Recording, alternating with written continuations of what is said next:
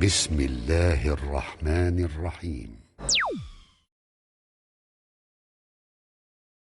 The Prophet ﷺ, he taught us that you are on the religion of your friends. You are on this lifestyle of your friends. And I think that this advice, the Prophet ﷺ gave us is so pertinent in our times, because many of us choose our friends like we choose, basically cereal at the grocery store, with really not much choice, just whatever looks appealing at the time.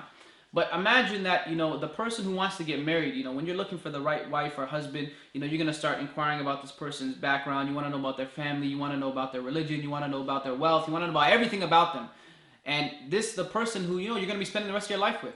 But when we're looking for friends, we don't really care. I've known this guy since I was 2. I've known this person since I was 10. Or this person's known me since then. And so that becomes a reason why you're friends with this person. But, to be honest, I think that we have to start choosing our friends like we choose our spouses. Your friends should be of top-notch quality. Your friends should be A or A pluses only. Because if you're with somebody who is not going to make you a better person, then that person, unfortunately, is not a friend that you should be taking. We need to learn to have friends who don't want to just be friends in this dunya, but they want to be your next door neighbors in Jannah. How many friends do you have like that? Friends that are going to remind you, brother, sister, fear Allah. Brother, sister, let's establish the salah. How many friends are you going to have that are going to tell you, brother and sister, that what you're doing is wrong? I don't think that's a good action. Unfortunately, many of our friends have just become people that we know. And when I started practicing, and I don't want it to sound like an arrogant thing or whatever, but I had to cut a lot of people off. And you really have to sometimes. You got to figure out what is your priority. Why are you on this earth, and what are you doing, and how long are you going to be here for? That you can have time to mess around with people who don't have your same agenda and priority in mind.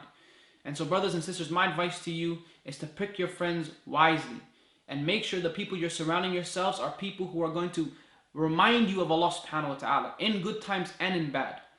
And ultimately, these people who you're with are going to shape your identity. And if there's some brother or sister who you think is not really doing that well, then it's okay, inshallah, be that support system for them.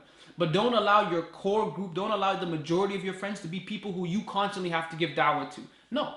Be amongst the people who will give da'wah to you as well, inshallah, and you can grow as people. So brothers and sisters, inshallah, I hope that this advice, sincerely it works and it penetrates your hearts.